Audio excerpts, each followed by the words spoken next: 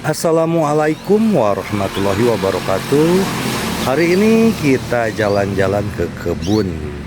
Bab 575, meminta saran, baunya sangat familiar. Mendengar perkataan Xiaota, Ye Guan sedikit terkejut. Tuan Ta, bau familiar apa itu? Xiaota berkata, sesaat, aku merasakan nafas yang familiar. Kamu melihat sekeliling, dan kesadarannya menyebar seperti jaring.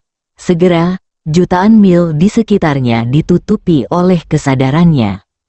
Namun, tidak ada yang ditemukan. Ye Guan mengerutkan kening. Saat ini, Ye An bertanya, apa, Ye Guan Dao? Tuan Ta berkata dia merasakan nafas yang familiar. Ye Andai sedikit mengernyit, aroma yang familiar. Ye Guan mengangguk.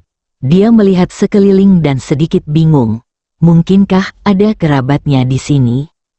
Ye Guan menggelengkan kepalanya sedikit dan menarik kembali pikirannya. Ayo pergi. Kedua bersaudara itu menghilang tidak jauh. Sisi lain, seorang pria dan seorang wanita berjalan perlahan. Pria itu sedikit bingung. Kinger, kedua orang itu tadi. Kenapa aku merasa familiar?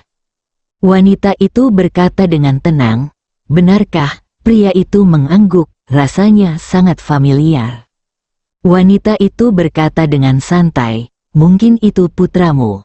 Pria itu terkejut sesaat, lalu tersenyum dan berkata, Kinger, kamu kurus lagi. Senyuman tipis muncul di sudut mulut wanita itu, tapi dia tidak berkata apa-apa. Pria itu memandang ke ujung langit berbintang di kejauhan. Ayo pergi. Segera, keduanya menghilang di kejauhan. Tidak lama kemudian, Ye Guan dan Ye An melewati area langit berbintang yang gelap dan sampai di gurun. Ranah dosa. Begitu memasuki dunia kejahatan, Ye Guan merasakan aura jahat. Ye Guan mengangkat kepalanya dan melihat ke kejauhan. Di pegunungan di kejauhan, terdengar suara pertempuran dari waktu ke waktu. Ye Guan Dao, pergi dan lihat. Setelah mengatakan itu, kedua bersaudara itu menghilang tak jauh dari situ. Segera, kedua bersaudara itu sampai di pegunungan. Begitu mereka memasuki pegunungan, kedua bersaudara itu melihat sekelompok orang mengelilingi dan membunuh monster-monster besar. Binatang itu bertubuh manusia dan berwajah binatang. Ia sangat besar, tingginya ratusan kaki, dan lengannya seperti pilar. Saat ia melambai, gunung-gunung runtuh dan langit dan bumi berguncang. Orang yang melawannya adalah dua pria dan seorang wanita. Salah satunya adalah seorang kultivator pedang. Yang mengejutkan Ye Guan adalah ketiga orang ini semuanya adalah ahli tingkat kaisar. Mata Ye Guan tertuju pada salah satu pria itu. Pria itu adalah seorang pendekar pedang. Pedang yang dipegangnya sangat besar. Agak mirip dengan pedang kaisar pedang agung ilmu pedang. Mengayunkan pedang dapat mengguncang langit dan bumi. Di antara mereka bertiga, dia memiliki gaya bertarung paling ganas dan mampu melawan monster itu. Ada pria lain yang merupakan seorang kultivator fisik, dengan sosok kekar dan api yang membakar di sekujur tubuhnya. Dia berada di depan, terus-menerus menarik monster itu, menarik senjata. Wanita itu adalah seorang penyihir. Saat dia melambaikan tangannya, mantra misterius terus-menerus dilemparkan ke monster itu. Pesulap, ini adalah profesi khusus di alam dewa, sangat mulia dan unggul dari semua profesi. Alasan mengapa mereka begitu mulia adalah karena mereka dapat berkomunikasi dengan kekuatan ilahi dan kemudian menggunakan kekuatan ilahi untuk membuat rune magis. Rune magis adalah jenis jimat khusus dengan kekuatan besar dan dapat meningkatkan kemampuan seseorang secara signifikan. Dapat dikatakan bahwa jika Anda memiliki teman yang merupakan seorang penyihir, Anda akan menemukan bahwa kekuatan tempur Anda akan jauh melebihi orang-orang dengan level yang sama. Ye Guan sangat penasaran dengan penyihir itu. Dia melihat ke arah wanita itu. Dia menemukan bahwa kekuatan sihir wanita ini memang sangat kuat, bahkan lebih kuat daripada kultivator pedang. Karena dalam menghadapi kesaktian wanita ini tidak berani tegar sama sekali. Mereka bertiga bekerja sama dengan sangat baik. Meskipun monster itu lebih kuat dari mereka, monster itu dapat ditekan sepenuhnya. Saat ini, Ye Guan tiba-tiba berkata, "Kakak, apakah monster ini adalah misi mereka?" Ye An mengangguk. Kamu melirik orang-orang itu, lalu berkata, "Apa misi kita?" Dia tidak pernah bertanya tentang masalah ini karena dia merasa apa yang disebut tugas itu mudah baginya dan Ye An. Tapi sekarang tampaknya tidak sesederhana itu. Karena 3 orang di depan saya semuanya dari seminari, dan mereka hanyalah murid pelataran dalam. Apakah tugas para murid pelataran dalam begitu menakutkan? Ye An berkata dengan tenang, "Saya tidak melihat." Ye Guan menoleh untuk melihat ke arah Ye An, yang menatapnya. "Apakah ada masalah?" Ye Guan menggelengkan kepalanya, "Tidak masalah." Ye An membuka telapak tangannya, dan 2 gulungan muncul di tangannya. Dia membuka gulungan itu, dan ketika dia melihat isinya di atas, Ye Guan terdiam. Bunuh binatang berdosa setingkat Raja Surgawi. Monster-monster di sini secara kolektif disebut binatang dosa, karena mereka yang ada di dunia dosa semuanya bersalah. Ini diputuskan oleh seminari binatang berdosa setingkat Raja Surgawi. Ye Guan terdiam. Saya harus mengatakan, ini sangat sulit. Karena binatang jahat tingkat kaisar di depannya sangat kuat. Bisa dibayangkan betapa menakutkannya binatang jahat tingkat surgawi itu. Ye Guan tiba-tiba bertanya, apa yang akan terjadi jika itu tidak bisa diselesaikan? Ye An berkata, 2 pilihan. Pertama, kamu dapat memilih untuk menggunakan uang, tidak banyak, hanya leluhur. Kedua, kamu dapat direduksi menjadi siswa sekte dalam. Ye Guan hendak berbicara. Pada saat ini, suara gemuruh tiba-tiba datang dari kejauhan. Segera setelah itu, monster itu terkena bola api, dan kemudian seluruh tubuhnya terbakar orang. Turun. Menang, setelah membunuh binatang berdosa itu, ketiganya tersenyum. Binatang berdosa setingkat kaisar penuh dengan harta karun, dan seminari tidak menginginkan harta karun ini. Anda tidak hanya tidak menginginkannya, seminari juga akan memberi Anda hadiah. Pada saat ini, kultivator fisik tiba-tiba menoleh untuk melihat Ye Guan dan mereka berdua. Ketika dia melihat Ye Guan, dia menyeringai, apakah kamu dari seminari juga? Suaranya seperti bel yang keras, memekakkan telinga. Ye Guan tersenyum dan berkata, ya, karena itu, dia dan Ye An menghampiri mereka bertiga. Petugas pelatihan fisik memandang mereka berdua, dan kemudian berkata, apakah Anda siswa akademi dalam? Ye Guan tersenyum dan berkata, kami dari seminari. Seminari, setelah mendengar kata-kata Ye Guan, ketiga kultivator fisik itu tercengang. Pesulap wanita itu memandang Ye Guan dan Ye An dan sedikit mengernyit. Pria yang mengembangkan kebugaran fisik berkata dengan kaget, kuil. Pengadilan dalam dan pengadilan luar sangat-sangat penasaran dengan para siswa seminari. Karena para siswa seminari itu seperti naga, dan mereka jarang melihatnya pada waktu-waktu biasa. Menurut legenda, semua siswa di seminari berpikiran terbuka. Oleh karena itu, mereka bertiga terkejut setelah mendengar apa yang dikatakan Ye Guan. Ye Guan mengangguk. Dari seminari, manusia fisik itu ragu-ragu sejenak, lalu berkata, apakah Anda punya kartu untuk dipelajari? Ye Guan membuka telapak tangannya, dan kartu pembelajaran muncul di tangannya. Melihat kartu pembelajaran Ye Guan, Petugas pelatihan fisik itu terkejut pada awalnya, dan kemudian berkata, "Bisakah Anda meminjamkannya kepada saya?" Ye Guan mengangguk dan menyerahkan kartu akademik kepada kultivator fisik. Setelah mengambil kartu akademik dan melihatnya, kultivator fisik berkata dengan penuh semangat, "Ini benar-benar dari seminari. Haha, saya tidak menyangka akan melihat seminari legendaris siswa. Saya dengar kalian semua curang.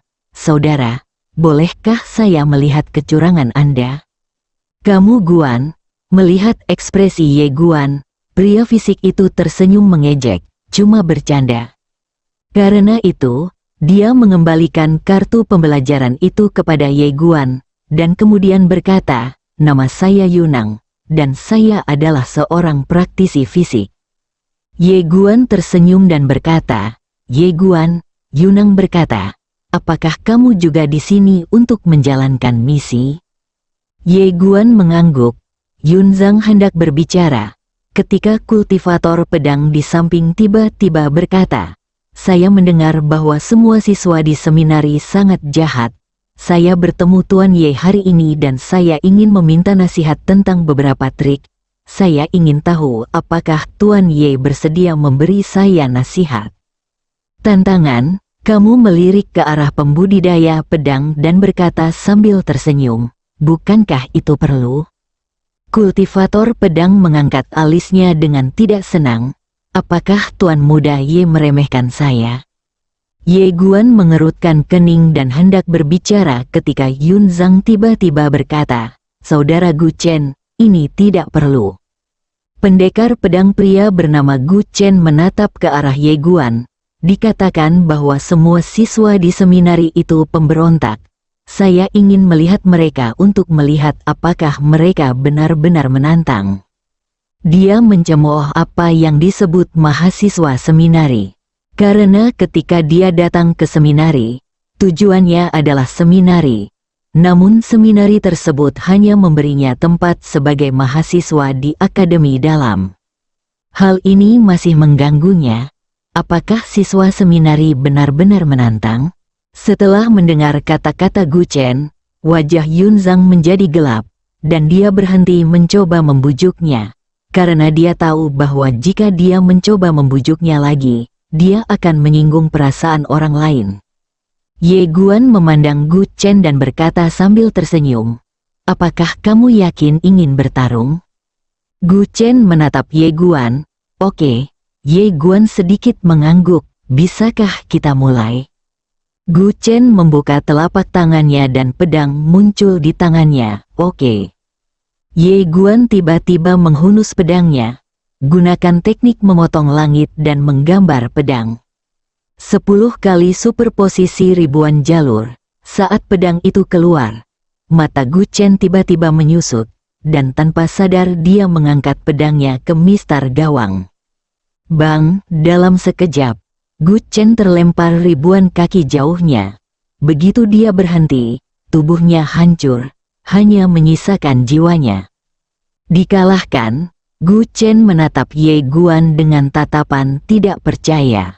Mata indah wanita di samping juga penuh dengan keterkejutan. Dia tahu kekuatan Gu Chen. Namun, pedang ini telah dikalahkan. Yun Zhang juga terkejut. Dia memandang Ye Guan dan memuji, "Saudara Ye pantas berasal dari seminari. Kekuatan ini sangat menakutkan." Ye Guan tersenyum tipis. Saudara Yunang juga tidak lemah. Yunang tersenyum pahit dan menggelengkan kepalanya. Dibandingkan dengan saudara Ye, dia jauh tertinggal. Ye Guan tersenyum dan kemudian berkata, "Saudara Yunang, saya dan saudara laki-laki saya masih memiliki tugas yang harus diselesaikan. Mari kita bicara di lain hari dan mengucapkan selamat tinggal." Setelah mengatakan itu, dia dan Ye An berbalik dan pergi. Melihat Ye Guan dan kedua orangnya pergi dari kejauhan, Yunang tidak bisa menahan diri untuk tidak menghela nafas lagi. Pedang yang menakutkan. Sebenarnya dia sedikit kurang puas pada awalnya, karena dia juga sangat percaya diri. Kenapa dia tidak bisa dari seminari? Namun saat ini, dia yakin, seolah memikirkan sesuatu, dia menoleh untuk melihat Gu Chen yang berdiri di samping. Gu Chen memiliki wajah muram dan tidak berkata apa-apa. Pada saat ini, wanita penyihir itu tiba-tiba berkata, "Perbaiki tubuhmu, ayo pergi." Setelah Gu Chen terdiam beberapa saat, dia mulai memperbaiki tubuhnya. Setengah jam kemudian, setelah tubuh fisik Gu Chen dipulihkan, mereka bertiga meninggalkan dunia dosa dan tiba di langit berbintang. Namun saat ini, mereka bertemu dengan dua orang, seorang pria dan seorang wanita. Pria itu mengenakan jubah putih dengan penutup pohon cemara, sangat anggun. Wanita itu mengenakan rok polos, sangat anggun. Melihat mereka berdua, Yunang, sang pemimpin, ragu-ragu sejenak, lalu berkata, "Apakah kalian berdua juga dari seminari?" Pada dasarnya hanya mereka yang berasal dari seminari yang akan datang ke Xinzhou, karena tempat ini sangat berbahaya, dan kebanyakan orang tidak berani menginjakkan kaki di tempat ini. Pria itu sedikit mengangguk. "Ya," Yunang tersenyum dan berkata, "halaman dalam atau halaman luar?" Pria itu berkata, "Dari seminari, seminari." Mendengar perkataan pria itu, Yunang dan yang lainnya kembali tercengang. Dari seminari lagi, saat ini, Gu Chen tiba-tiba keluar. Dia menatap mereka berdua dan berkata, "Saya mendengar bahwa orang-orang di seminari semuanya monster, dan saya tidak kompeten. Saya ingin meminta nasihat." Saat dia berbicara, dia membuka telapak tangannya, dan sebuah pedang muncul di tangannya. Kemudian, kekuatan pedang yang kuat langsung menyelimuti mereka berdua. Dia tidak percaya bahwa orang-orang di seminari itu begitu jahat. Bab 576, Gadis Berdosa, Tantangan. Mendengar perkataan Gu Chen, pria berkemeja putih itu sedikit terkejut dan sedikit terkejut.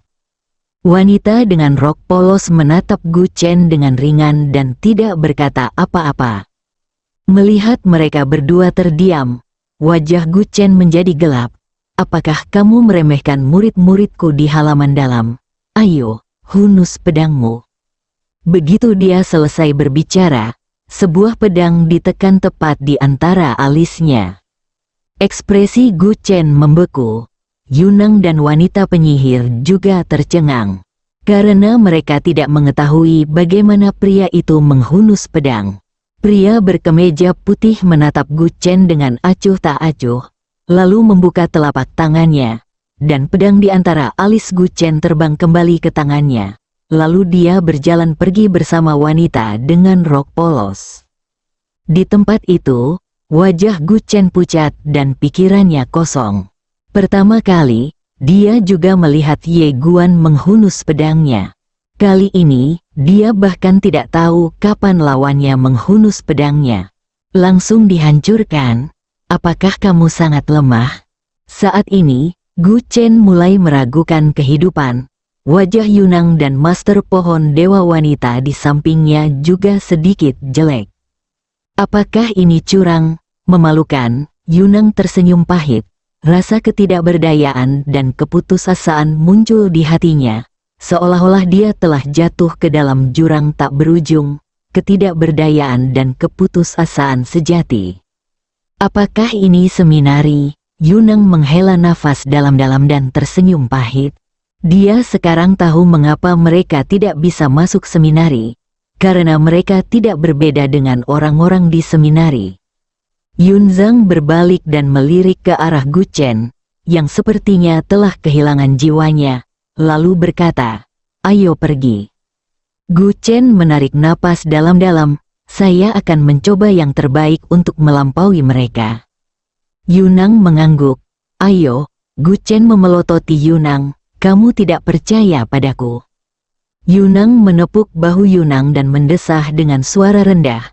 "Terkadang, beberapa hal tidak dapat dicapai tanpa kerja keras." Setelah mengatakan itu, dia dan wanita penyihir itu dengan cepat menghilang di kejauhan. Di tempat, Ekspresi Gu Chen sangat jelek. Ranah dosa. Ye Guan dan Ye An datang ke pegunungan yang luas. Dia lebih penasaran dengan dunia kejahatan daripada berburu monster. Karena gambaran dunia dosa dalam kitab suci diseminari semuanya buruk dan keji. Tentu saja dia tidak mempercayainya. Jadi ketika dia datang ke dunia kejahatan kali ini, dia ingin melihat dunia kejahatan lebih jauh, pelajari lebih lanjut tentang hal itu. Kitab suci seminari mencatat sejarah resmi. Namun seringkali, sejarah tidak resmi adalah kebenaran yang sebenarnya. Saat ini, Ye An sepertinya telah menyadari niat Ye Guan, dan tiba-tiba berkata, "Bukankah kamu di sini untuk berburu monster?" Selama periode waktu ini, mereka melakukan perjalanan melalui pegunungan yang luas.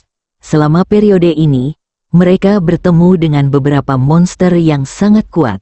Tetapi Ye Guan selalu memilih untuk mengambil jalan memutar. Apalagi Ye Guan juga meminta Xiao Ta menyembunyikan auranya. Ye Guan mengangguk, ada juga dewa di dunia dosa ini. Tapi kuil mengatakan dewa ini adalah dewa jahat. Saat dia berbicara, dia melihat ke ujung pandangannya dan berkata dengan lembut, sejarah saat itu jelas tidak sesederhana itu. Ye An memandang Ye Guan, apakah kamu tertarik dengan pasangan sejarah itu? Ye Guan tersenyum dan berkata, ya. Ye An berkata pelan, yang terbaik adalah bertanya pada ahli Da Dao Pen. Ye Guan menggelengkan kepalanya dan tersenyum, saya merasa orang ini, ahli Dao Pen, juga menyembunyikan sesuatu dari kita. Ia memiliki hubungan kerjasama dengan pemilik Da Dao Bi, namun ia mengetahui bahwa pemilik Da Dao Bi memiliki Xiao Jiu Jiu miliknya sendiri. Tentu saja ini juga normal. Pada saat ini, Ye An tiba-tiba menoleh dan melihat ke kejauhan. Di ujung pandangannya, sebuah kota kuno terlihat samar-samar.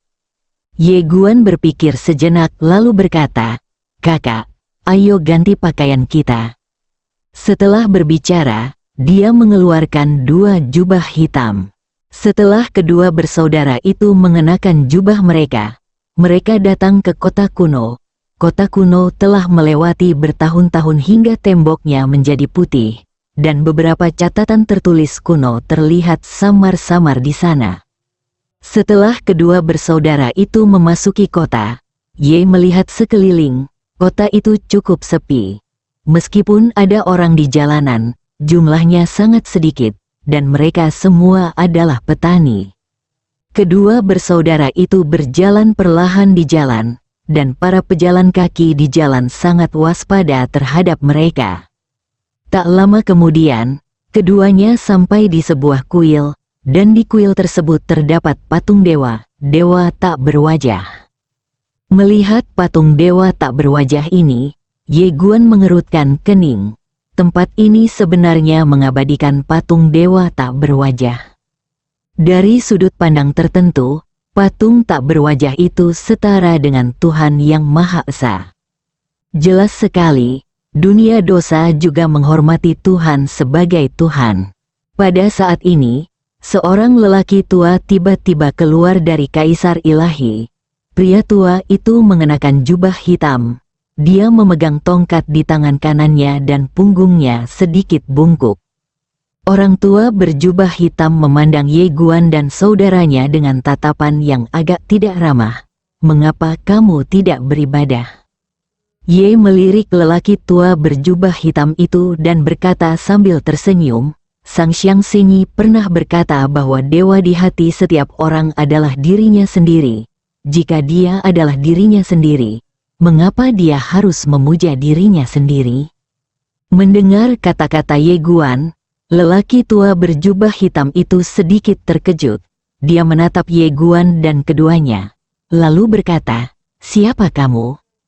Ye Guan tidak menjawab, tapi berbalik dan pergi bersama Ye An. Pria tua berjubah hitam memandang Ye Guan dan mengerutkan kening, bertanya-tanya apa yang dia pikirkan. Setelah meninggalkan kuil, Ye An tiba-tiba berkata, "Saya akan pergi ke menara Anda untuk berlatih. Hubungi saya jika ada perkelahian." Setelah mengatakan itu, dia langsung memasuki menara kecil. Ye Guan menggelengkan kepalanya dan tersenyum. Jelas sekali, wanita tua ini tidak tertarik dengan periode sejarah ketuhanan itu. Ye Guan hendak pergi, tetapi pada saat ini, langit dan angkasa tiba-tiba terbelah, dan sekelompok orang bergegas keluar. Ada pria dan wanita, hampir 20 orang, semuanya mengenakan jubah dewa. "Siswa seminari, pertahankan musuh." Pada saat ini, sebuah suara tiba-tiba muncul di benak kota, dan kemudian, sekelompok pria kuat berjubah hitam muncul di kota untuk menyambut sekelompok siswa seminari. Di langit, di antara sekelompok mahasiswa seminari, seorang pria berambut merah yang memimpin kelompok itu tiba-tiba menyeringai, "Semuanya, ini semua adalah pujian, bunuh mereka secepat mungkin. Bunuh mereka sepuasnya." Setelah mendengar perkataan pria Hong Fei, sekelompok siswa menukik ke bawah dan langsung menuju ke kelompok pria kuat berjubah hitam. Meskipun kelompok pria kuat berjubah hitam itu kuat, mereka bukanlah tandingan kelompok siswa seminari ini. Begitu mereka bertempur, ada 10 orang kuat berjubah hitam yang terbunuh. Sekelompok mahasiswa seminari bergegas ke kota. Setelah bergegas ke kota, mereka membunuh semua orang yang mereka lihat. Sekelompok siswa seminari menjadi semakin bersemangat ketika mereka saling membunuh, dan tak lama kemudian, jeritan melengking terdengar di kota. Ketika Ye Guan melihat adegan ini, dia bersembunyi di sudut jalan. Karena dia sekarang mengenakan jubah hitam, dia dapat dengan mudah dianggap sebagai penjahat di sini. Ye Guan berdiri di sudut jalan dan menyaksikan dengan tenang. Banyak orang di kota yang melawan. Namun, kekuatan orang-orang di kota ini jauh berbeda dari para siswa di kamp dalam seminari. Siswa seminari bergegas ke kota, hanya pembantaian.